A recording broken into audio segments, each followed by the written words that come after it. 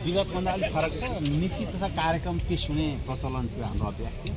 यो पटक सरकारले नीति मात्र पेश गरेको देखिन्छ। कुनै विषयवस्तु ठोस छैन, अमूर्त छ र आफूलाई जे लाग्छ त्यही गर्न मिल्ने गरी यो आज नीति कार्यक्रममा सामान्य राष्ट्रपतिले जो सम्बोधन गर्नुभएको छ, यो सरकारले जे गरिरहेको छ त्यो लेख्न नमिल्ने होइन, जे लेखेको छ त्यो नगर्ने भनेपछि आफूले विगतमा जे गरिरहेको छ त्यो कामको निरन्तरताको निम्ति आवश्यक पर्ने दस्तावेज पेश गरेको देखिन्छ। राष्ट्र जनता हितलाई केन्द्रमा राखेर अब सार्थक र परिणामकी नीति कार्यक्रम चाहिँ पेश भएको हामीले अनुभूति गर्दैनौँ। यो असाध्यै अमूर्त छ, अलोकप्रिय पनि छ। सुन्दा पनि पहिले चाहिँ केही हुन्छ कि क्या जस्तो लाग्थ्यो है सुन्दा।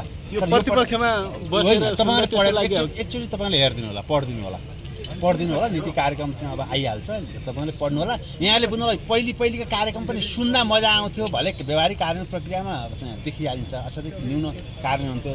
यो पटक चाहिँ नीति कार्यक्रम सुन्दा पनि कहीँ मजा नआउने, कहीँ आशा नजाग्ने, कहीँ भरोसा नजाग्ने, पुरै अँध्यारोतिर चाहिँ अब जान लागेको अनुभूति हामीले गऱ्यौँ। अब बाँकी हजुरहरूले अध्ययन गरेर यसको पूर्व होइन यस्तो छ, बजेट कस्तो आउनुपर्छ भन्ने कुरा त हामीले भनिन्छ नि।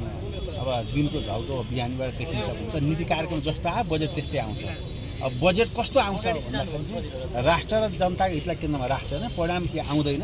उहाँहरूलाई कहाँ कमिसन लिनुपर्ने हो, कहाँ कमिसन उठाउनु पर्ने हो, कमिसन केन्द्रित बजेट आउने प्रारम्भिक सङ्केत नीति कार्यक्रमबाट देखिन्छ। पूर्व प्रधानमन्त्री अर्थमन्त्री भइसक्नु भएको डाक्टर बाबुराम भट्टराईले त पास मार्क दिनुभएको छ त यो उसलाई राम्रो उत्कृष्ट भन्न मिल्दैन, पास चाहिँ दिन मिल्छ भन्नुभयो। होइन, उहाँले सुन्नु भएन जस्तो लाग्यो, माथि बस्नु भएको त निदाउनु भएको छ।